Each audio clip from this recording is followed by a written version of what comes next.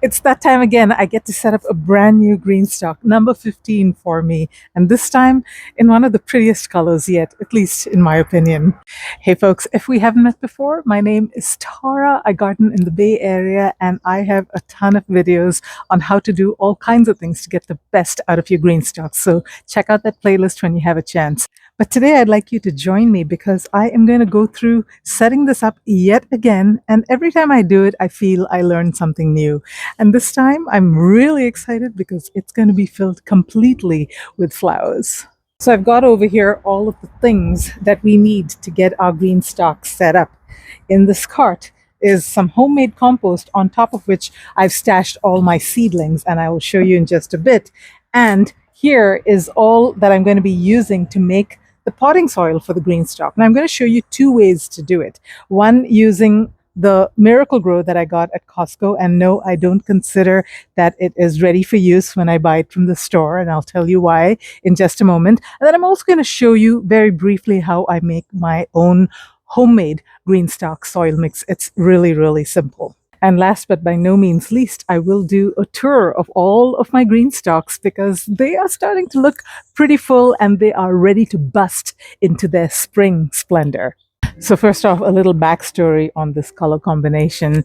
I did my first color combo when I got snow. Snow and glacier blue was the first combo that I did, and I was like, whoa, that is so pretty. How come I didn't realize how beautiful it was to mix colors? So for this time around, I put a poll on YouTube, and about 100 plus of you responded to that poll, and I asked, do you want me to do the striped, which is, I'm calling this pink lemonade, or do you want me to do block colors? So like 50% strawberry pink, 50% yellow, or do you want me to do just mono colors? And like 75% of you came back and said, do the striped. So pink lemonade it is.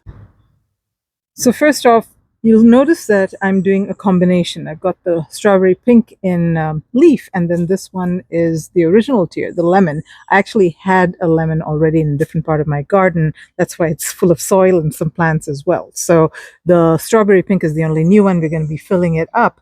But one of the things that people asked when I posted a picture of this was, hey, can you actually do that? Can you mix leaf tiers and original tiers? And yeah, you can. I'm doing it right here. And not just that, the Inventors Bundle actually is a mix as well. It's the original tiers at the bottom and then the leaves at the top. So this is a little different. I'm actually alternating them. So we'll see how it does, but I don't see any reason why it won't work. In fact, I think it actually adds an additional level of interest to the GreenStalk. And of course, I had to have my mono color next to it just because I just love that striking pink color. So first, let's start off with the potting medium that we're going to be using in the GreenStalk. I actually got this from Costco. It cost $11.99 for a 50-quart bag of this organic potting mix from Miracle Grow.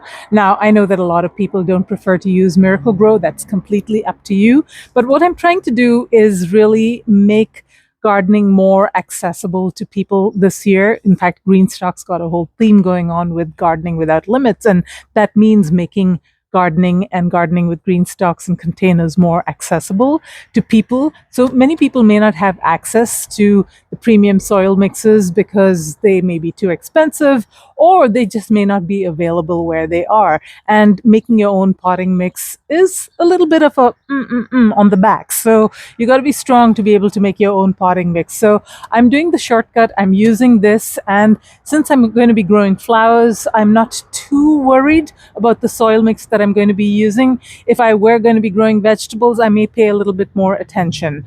And the reason I say more attention is because I want to show you actually the ingredients in this Miracle Grow potting mix. Okay, so first off, it is for use in containers. Now, Costco actually sells a raised bed mix as well from Miracle Grow. It's a green bag. Don't buy that. Buy this one. And I've used this, by the way, multiple times with great success. And I'll tell you what I do to ensure that I have success. But first, let's take a look at the ingredients of this. So you can see the product is formulated from sphagnum peat moss, processed forest products, and we'll get back to that in a second, core, compost, organic fertilizer, and yucca. I'm not really sure what the purpose of the yucca is, but what I am paying attention to is the fact that it contains processed forest products. Now, sometimes I feel like gardening is one of the most unregulated industries out there. Words like processed forest products can really mean anything, and it's usually the byproduct from the lumber industry. So they take all the nice wood and whatever is left over, they munch it up, and then they sell it to companies that go ahead and make mixers out of it. Now, is that a bad thing? It may not be. It's just that I don't know what's in forest products. Now, I do know what sphagnum peat moss is, and organic compost used as well. It's probably a good thing, but the processed forest products are often used as filler material. And what I have noticed over the past few years is that the quantity of the soil is not changing, but the percentage of those forest products seems to be increasing. So, yeah, the poorer quality potting mixes that you buy usually contain a lot more of those forest products, and there is no stipulation as to how much is too much. So, companies are just allowed to do anything you like. So, I like to take control, and even though I will buy something like this, I will definitely add to it. And let me show you what I will add to it. So these are the things that I would add to it. I've got some vermiculite. Now this is a lightweight and moisture absorbent material. It's made from some sort of processed volcanic rock. This is perlite. Also, you can actually hear it.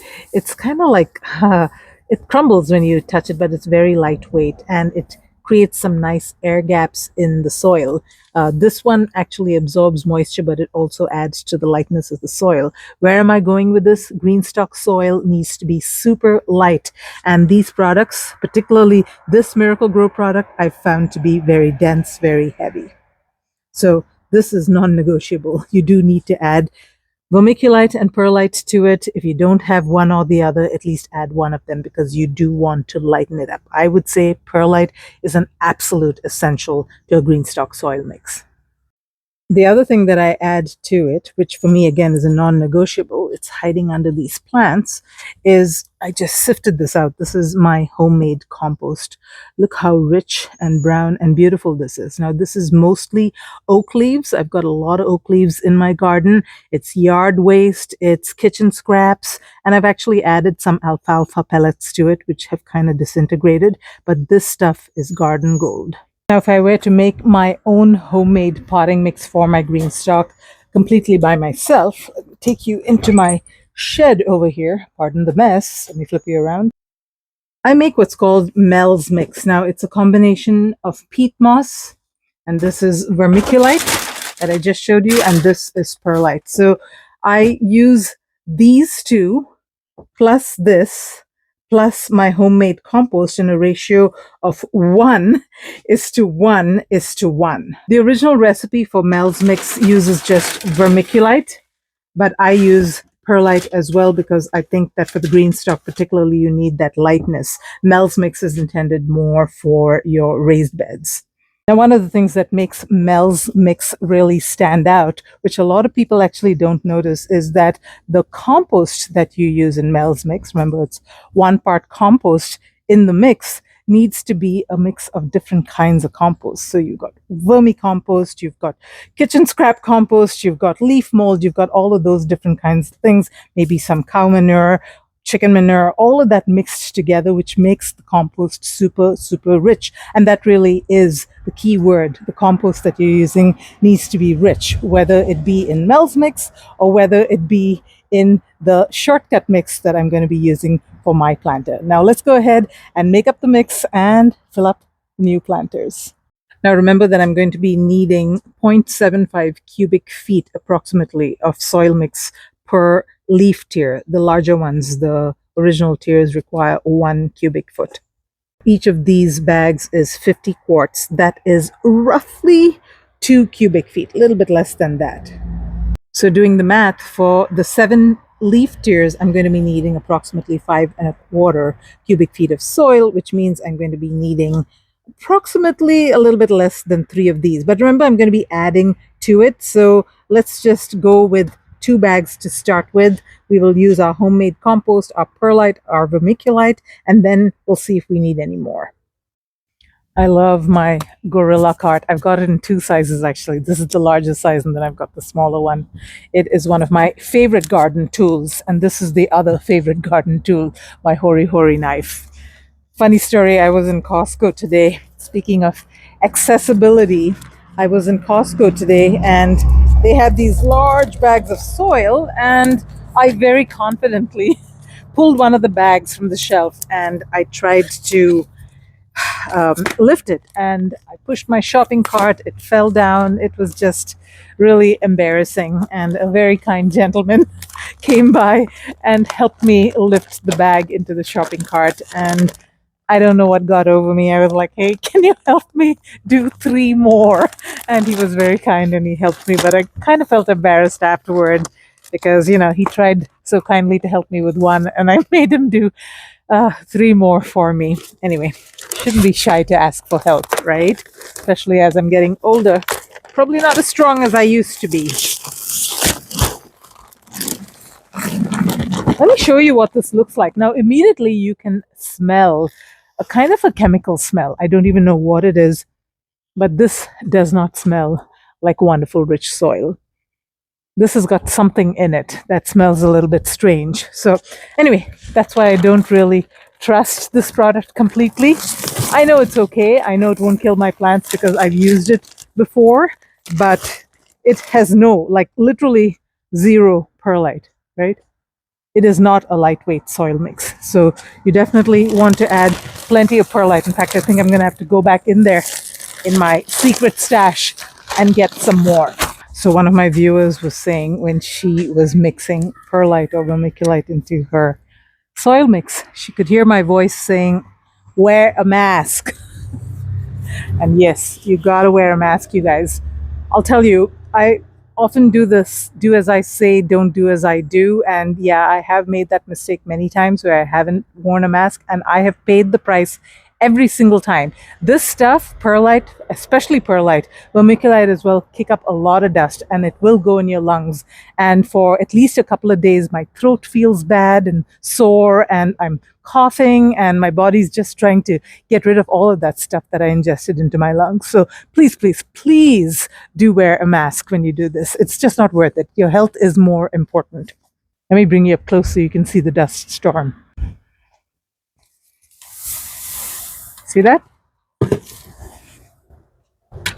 You're not done. You got to mix this all in. So sometimes I wet it down, and that really helps as well. In fact, I'm going to do that now. So adding a little bit of moisture to the soil while you are mixing it helps not just with the dust storm that is going to be kicked up, but also helps with moistening the soil just a little bit. Now, you don't want to moisten it too much, because if you do that, it's going to become heavy for you to be lifting the tiers. But I'm doing the 7 tier, so it's not as bad. But still, you want to make sure that you kind of just moisten it just enough so that it's not hydrophobic and repelling moisture anymore. And then once you stack it, then you can give it a good wetting down from the top and really let it soak in. Whoa. Oh, this is really strong. I always find it so much easier to just go in there with my hands rather than use some hokey tool to mix in the stuff. I'm going to need much more perlite than this.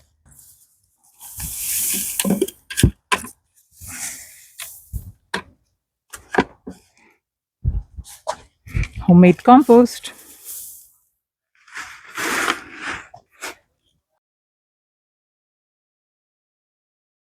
Okay, I'm done mixing up the soil. I'm not going to lie to you guys, this is not easy to do. I have this Gorilla cart, which is actually quite elevated, and it is better for my back, but still my back hurts. And it took me a good, I'd say, 20 minutes just to mix this. So if you can afford to buy Happy Frog or one of the more expensive, but definitely they work very well, recommended by GreenStalk, then I would say go for it. If you cannot, then this is an option. And if you've got a bad back, it is not an option. Oh, one more thing I wanted to say, those 2 very large bags of perlite and vermiculite that I just showed you in my shed, they are 4 cubic feet each. and I get them from Greenhouse Mega Store. I find that that usually is the best price. Now, remember that I live in California and we garden year round here, so getting deals on Pro Mix or Happy Frog or sale kinds of things, just not very often because people are always buying this stuff. So if you live in a place where they've got the winter sales, stock up as much as you can on Happy Frog or whatever your favorite mix is. So Susie, who's the head gardener at GreenStalk, did a video where she compared various soil mixes. I don't believe she did Miracle Grow, but she did some other commonly available ones. So check out that video. And really, at the end of the day, you have to remember the properties of the soil that go to make a successful GreenStalk. And probably the number one property is it has to be light. That's why I keep insisting on perlite. And then, of course, it has to be nutrient dense because nutrition just runs out of the GreenStalk as you keep watering it from the top, like any container. So you've got to keep replenishing the nutrition. You have to have a good fertilization schedule, and the soil that you use or the soil mix that you use in your GreenStalk does need to be able to hold on to water but also drain well. Kind of paradoxical, but it cannot be like waterlogged. That's why it cannot be heavy, but it should be able to hold on to water for a little while to get those roots hydrated. And that's what something like peat moss or coco coir does. Anyway, now that we've done the mixing of the soil, let's go ahead and fill up the GreenStalk. And I think the number one tip for that is you want to moisten the soil slightly, but not too much, because if you're going to be lifting them around, it's going to be hard on your back. Now, some people actually stack the GreenStalk and then fill and then stack and then fill. That is an option as well, but I usually spread a big thing, fill it all up, and then I stack it. So choice is yours. So let's do our little guy first. Now, the very first thing that you need to be absolutely sure about is that the surface that the GreenStalk is standing on is absolutely flat. Use a spirit level if you have to, but make sure that it's absolutely flat. I've already verified that this is quite a flat surface.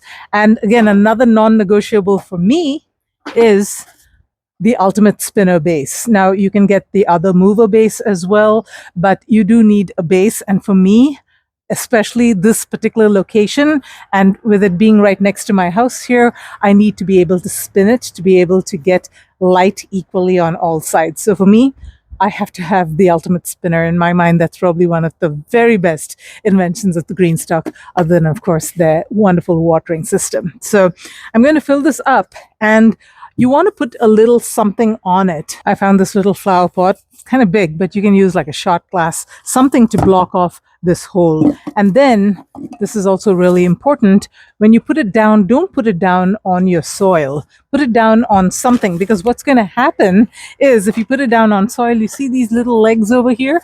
Soil gets into them. And then when you stack it, it doesn't stack properly because it's kind of, the soil gets in the way. And then what ends up happening with each level that you stack, your GreenStalk will kind of do the Leaning Tower of Pisa thing. So stack each level very, very carefully. Don't proceed to the next level until you're absolutely sure that the level that you just put on is perfectly flat. So in the GreenStalk Gardeners group, which by the way, I highly recommend, I recently posted a question asking people that if you were a beginner GreenStalker, what is the number one advice that you would give? And I think the number one advice was about the soil, but this stacking and making sure that it's level was another very, very popular thing. So as those come to mind, I will keep telling you some of those amazing tips that the people from the GreenStalk Gardeners group have shared. I can't believe how many GreenStalks some people have. I've got 15 and I think that's a lot, but other people have like 30. Someone had 85 GreenStalks. I think the recent warehouse sale, people just really stocked up, and now they're like, oh shoot, we got to buy soil for that thing. Oh shoot, we got to buy plants to fill them. So yeah, people are finding out the hard way. It's very easy to get carried away because, look how pretty it is. So one of the other things that you need to do is push it down, tamp it down slightly. Don't like stomp on it or push it down too hard because you want that airiness. But if you don't push it down a little bit, what ends up happening is when you water it, the soil is going to compress a little bit and then you're going to see sinkage happening. So make sure that you do tamp it just a little bit as you go. And then the other very important thing, also a popular piece of advice given by the GreenStalk Gardeners group, is fill it all the way to the tippy top. Don't skimp on soil. You guys, soil is like the number one reason why GreenStalks do not succeed if you do not do your soil right. So the quality of the soil and also filling it up to the top, so important. I keep talking, and at this rate, I'm never going to finish it. I'm already seeing that the sun is setting, so I'm probably going to have to continue this tomorrow. But I do want to show you guys the things that I'm doing to make sure that as you stack your very first GreenStalk, or if you're a relative beginner, that you do know all these tips, because the GreenStalk does have a learning curve, you guys. It is not your regular container, and you can either have great success with it or mediocre success, or even worse, no success at all. And it really breaks my heart when I hear people say, hey, I've been trying this GreenStalk thing, just not for me, I'm just not having success. And I'm like, oh, I do understand, because when I first started, I'll tell you the number of things that I learned the hard way. Yeah, the list is long. So keep trying, you guys. That would be my advice to you, is don't give up, because you can and you will have amazing success if you don't give up. Let me bring you a little bit closer, because there are a couple more things I want to tell you about how to set this up. So you see how I brought this all the way to the top here, like all the way to the top. And then I'm going to take this out and I'm going to show you a couple more things that I want you to try and do. Careful, careful. Good. So you're going to be putting the gray discs in here. So I would actually recommend that you leave a little bit of space, a little bit of depth, so you can nicely position your gray disc. And then the other thing that you want to do also is remove some of the soil from around this place where the foot is going to be. Because again, if you've got soil all the way to the top and you put the other level on top of this, some dirt can get inside. And then if you have to restock it or restack it for some reason, you're going to have dirt in your feet. So that's looking pretty good. Let me go bring the gray disc. Actually, let me stack it first. Now, one second. One thing that you need to pay attention to is this drainage tube. Now, this drainage tube is for the excess water to flow out, and it needs to have some place where you can either catch it or let it flow into. So I often put like little trays, or I put like a water bottle or something like that to catch the water. But if in this particular case, I'm actually going to let it flow into this planting area over here. So for me, because I've got the ultimate spinner with wheels here, it's going to be a little bit more forgiving. If I put it in the wrong place, I can move it to the right place. But if you just get the spinner and then you stack your GreenStalk and then you realize that your tube's in the wrong place, it's going to be really hard to move it, because guess what? The top part spins, but the tube will stay wherever you put it. So put it in the right place to begin with. Right there. And then I'm going to stack this, and you want to stack it very carefully, because you got to get all the little feet in here. There we go. Oh, see? They're fighting me. All right, I think I got it. Now your gray disc over here, make sure it is perfectly clean. It's got very tiny holes that will correspond to each of the petals, and you do not want those to get blocked, because that is going to interfere with the watering system, which is magical when it works, but when things get blocked up, it's not so magical anymore. So you can see that already just handling this thing, because my gloves had some soil on it, I've got some in it. So clean it perfectly and then position it so that the little dots or the little holes align with each of the petals. Okay, let's put the next level on. I actually filled this up off camera because I wanted to spare you the trouble of watching me yak and stack at the same time. It just goes a lot slower when I do that. I'm a poet and I didn't know it. Okay, anyway, So this is the tricky part. My legs, my little feet are nice and clean, and I want to make sure that it doesn't click, but it kind of feels like it's clicking. But you want to check every single one of them and make sure that they are nicely in their little spots. Sometimes with the weight of the soil, it kind of gets a little off, but you can just push it into place and it should stack perfectly. But don't make this mistake. Do not proceed to the next level until you've got all of the feet nicely lodged where they should be. And don't forget your gray discs. I can't tell you how many times I have had to unstack and restack GreenStalks in the past because I forgot my gray disc.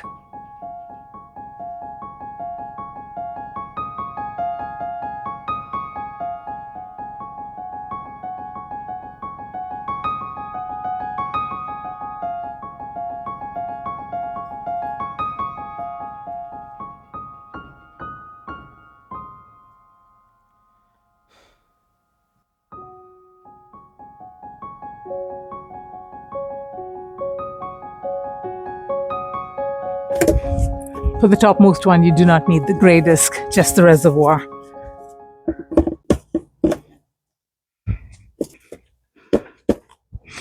And one thing that I forgot to tell you guys, if I am doing like vegetable planting, I always add slow release fertilizer to the mix as well. I usually use Espoma Garden Tone or this one, which is Happy Frog. But yeah, you definitely need to augment your soil with some slow release fertilizer, especially if you're getting something like this Miracle Grow. You don't know what they've put in it. Usually they've given it something that helps the plant grow well for about a couple of months, and then you need to augment. So definitely add some slow release fertilizer to it. Another thing that I do add is azomite, which is a really fine micronized, I think that's also volcanic rock, but it contains a lot of minerals. I don't know whether this is essential or not, but it makes me feel better that my plants are getting minerals and things, which I'm not sure whether the soil contains any. In fact, I'm pretty sure it doesn't, except that compost that I added from my homegrown stuff, which is trees and things that mine minerals from the soil. So yeah, get the best possible compost that you can to augment any soil mix that you have, and it should be pretty good and perlite. So I went ahead and filled up all of the pink tiers, and I wanted to show you how much I had left over in the soil mix. So remember, I had 2 bags, and then I put plenty of my own homemade compost as well as perlite and vermiculite, and I barely have any left over. So I would actually recommend that you go for 3 bags of these 50 quart bags rather than just 2, because what's going to need to happen is you are going to need to backfill these. I promise you, even though it looks fairly full right now, it is going to drop. And for things like strawberries particularly, you do not want the level to drop because the strawberries go deep down there, and yeah, you can't really backfill. So fill it as much as possible and then keep some extras for backfilling later. I went ahead and watered these off camera. Now, you have to pay attention to the first time you're watering your freshly set up GreenStalk. While normally they say water it at the top until it drains from the bottom, remember that the first time you're setting it up, the soil may be pretty dry and pretty hydrophobic, so the water may just sort of flow through all the way to that bottom gray disc and then flow out through the pipe without really totally hydrating the soil. I would actually go a couple of rounds from the top as well as a couple of rounds around the GreenStalk pockets to really get them nice and moist, and then make sure that you do it just one more time and then see the water flowing out through there. And one more thing that you will notice is when I watered this in, you see how much the soil has depressed? Yeah, that's what I'm talking about. And this is going to happen for a couple of weeks or so. You're going to see the soil depressing as it sort of contracts inside. So keep some soil mix available to backfill this. And yeah, eventually you'll get to a point where it's not depressing so much anymore. And then you can stop regularly checking on it to make sure that you don't need to backfill anymore. Yeah, watering deeply and completely is just so very important, particularly that first time, because your soil will be a little bit hydrophobic. And a lot of people say, hey, the water is just sort of flowing through and my soil is still dry. That's why. the soil is hydrophobic. And always maintain a moist kind of condition with your green stalks, because if not, soil will get hydrophobic and that whole thing of draining through the bottom will start again. And yeah, the whole watering system really relies on the soil being relatively damp. All right, new day because it got really dark last night. It is getting really dark early because the days are so short, and so it is taking much longer to make these videos. But I get to show off some new GreenStalk swag. Look at that. Don't you love this sweatshirt? It says GreenStalk blooms. And speaking of blooms, let me show you all the blooms that I'm going to be planting in the GreenStalk. But before we do that, I wanted to remind you real quick that I am a GreenStalk affiliate, and I would really appreciate it if you use my link to purchase GreenStalk products. It will also give you a $10 off discount. You can use the code GreenLove10 as well. But if you use my link, then you can use any special codes that GreenStalk sometimes gives you in the magazine or other places, and it would still give me credit for referring you. And I would really, really appreciate that. It would support my channel. And also, if you like this video, if you're finding value from it, if you could hit that like button, it will cause the algorithm to show you more of my videos, which would also support my channel, and it'll also find like-minded people who love GreenStalks. So thank you so much for liking this video. I love reading your comments and I respond to every single one of them. All right, let's show you some about to bloom plants. Actually, they're not about to bloom, but given that the weather is warming up, they're going to grow very, very quickly. I start most of my plants from seed, as you can see. This is red Russian kale, and I consider it an ornamental because it is so gorgeous. Creeping verbena. Oh my gosh, if you guys aren't growing this in your GreenStalk, you really need to. They look beautiful and they come in so many different colors. This is alyssum, a must-have in my GreenStalk. A new one that I'm trying this year, columbine. It is a perennial, so I'm going to have to dig it up and move it somewhere, but it doesn't grow too tall, and so I thought it'll work out well in the GreenStalk. Sweet William is another that doesn't grow really tall, but oh, such pretty, pretty, pretty flowers. And I'm going to be planting some ornamental kale. I've never grown ornamental kale before, and I think they look gorgeous. I've seen pictures of people growing them in their GreenStalks. And over here, I've got more painted daisies. I started these from cuttings. I've got some sad looking petunias that actually were aphid infested, and I don't know whether they'll make it, but I'm going to try. I've got chamomile. I've got some more different kinds of verbena, and I've got some nasturtiums, and I'm going to show you how I position them in the GreenStalk so they all sort of work together. And this one's another interesting one. This is called erigeron or fleabane, and it produces beautiful little pink and white and purple flowers. So I've got a couple of simple rules for planting in a GreenStalk. First off, you want to think about it like a Christmas tree. Larger plants at the bottom, and as you go towards the top, you've got the smaller plants. Also pay attention to the fact that some plants could cascade over, like I've got nasturtiums, and they could block out other plants. So get the smaller varieties, don't get the ones that go like 6 feet vining kinds of things.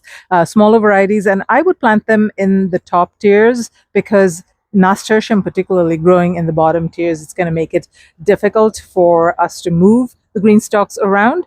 And then alyssum as well. You just have to make sure that you manage to regularly prune these things so that they don't sort of overtake the GreenStalk and also don't shade other things out. And then the final and probably very important rule, more for the vegetables rather than for flowers, is that when you think about each tier, remember that each is a single container at the end of the day. So if you are planting something that is going to be taking up a lot of nutrients and a lot of root space, then make sure that you don't plant too many of those or have them share with plants that don't grow as fast or have as deep-rooted systems, because they will definitely compete. The larger ones will win, the smaller ones just won't make it. And then finally, this is probably for me more than anyone else. Think about what pests you have in the garden. Squirrels are a big pest for me, so I would not be planting brassicas, which are an absolute favorite of squirrels. So the kales and the cabbages, the ornamental cabbages, no, they're not going to work out if I plant them at the bottom. The squirrels will get to them. Now, I will plant them on the top, and can the squirrels climb? Yeah, they can, right? But because this is so close to my house, I am hoping those daring squirrels will kind of stay away. But, no guarantees here. I'm just going to have to do that. So I'm happily planting over here, and I suddenly realize it's getting dark and I haven't done the garden tour yet of the GreenStalks. So chop, chop. But one thing that I was reminded about while I was planting these, a couple of things actually, is the soil depth. Each time I watered in those seedlings, which, by the way, water in the seedlings, I don't care how moist your soil is, but water them in as soon as you plant them. It really helps settle the roots. My mother used to call it the water of life. But yeah, it really settles the soil as well. So up to the tippy top, really, really important. And the other thing, as much as you would love to grab a hose and hose these down because you kind of got soil everywhere, just resist the temptation. You are going to dislodge all your cute little seedlings and it's going to be a real pain. So if you really can't help yourself, grab a rag or something and wipe them down and you should be good to go. Don't give them the hose down for at least a week or so until those roots settle. All right, let's go do our garden tour of the GreenStalks. So my beautiful glacier blue and white GreenStalks are going to take me through spring, and then all of these pansies, which is actually the majority of both of these GreenStalks, are going to start to die off. So I'm going to have to either replace them with summer flowers or do something completely different, maybe a different combo with snow. If you guys have got any ideas, anything you want me to try with these GreenStalks or with color combinations that include snow, then definitely leave a comment and I will see how I can weave it in. But oh my goodness, look at all these pansies, you guys. And hopefully the next time I do this spin around for you, I will actually be able to show you daisies in bloom. These are all painted daisies, growing them for the first time, and I think they're going to look gorgeous once they start blooming. All right, let's go look at some other GreenStalks. So I don't know about you guys, but I have a horrible problem with squirrels and mice and things in my yard. So my son and my husband built this enclosure for me in August of last year. I'm hoping it will at least keep the squirrels out, but I'm not sure about the rats and voles. For sure it won't, because I'm already seeing signs that there have been voles in the neighborhood. But if this thing can focus, let me go up close there. Yeah, this little tower is dedicated to strawberries, and squirrels love strawberries. So I've put it in here. It's kind of lonely all by itself without any other towers around it. But the strawberries are doing well. And one problem that I do have with strawberries is aphids. And you can see if there are ants, there are aphids. But I have been managing them really, really well with something new I'm trying this year. I'm actually spraying them directly with 70% isopropyl alcohol, and that seems to be working really well. I do have to come back every couple of weeks or so and redo the spraying, but it is really keeping those aphids under control. Just amazing. I don't know why people don't talk about it. My raspberry GreenStalks are an interesting experiment that I'm doing. They are looking a little bit woebegone and a little overgrown, but that is kind of intentional actually, because I am growing perennials. This fluffy purple flower, whose name escapes me, I think it's called throatwort, is a perennial, and actually I think it's a native in California. And I've got marguerite daisies, of course, alyssum. I've got gazania, which is such a pretty flower, got it in different colors actually. And yeah, this one is another one. This is called bloodleaf. It's a relative of the amaranth, very pretty leaf.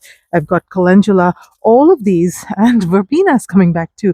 All of these are perennial flowers. And so technically, they are only being staged in this GreenStalk, but I want to see whether I can actually have them overwinter and come back successfully. So spring will be the real test to see whether these look beautiful or whether really I should have redone them and put the perennial flowers elsewhere. But we'll see. This one is another one that contains a lot of perennial flowers. These are all geraniums actually. So not sure whether they're going to do well this year. We're going to find out. And ideally, I'm going to be moving these off at the end of the season to a more permanent location. But I just wanted to see whether I'll be able to successfully grow in the GreenStalk without refreshing the soil for at least a couple of seasons. And so far, so good. It's just the plants are getting really overgrown. This daisy, for example, the stem is so woody. I mean, I was trying to prop it up. I can't even push it. The stem has gone so thick and woody. It's like a tree trunk. Yeah, green stalks are not exactly ideal for perennials because you do need to refresh them, at least I would say every couple of years. Otherwise, the watering system just doesn't work so well. And the perennials do tend to develop very large roots. So you're going to have to pull them out, trim the roots, and put back the perennials. And frankly, what is the point of having a perennial if you're going to have to go through all of that work every couple of years? So, yeah, just an experiment.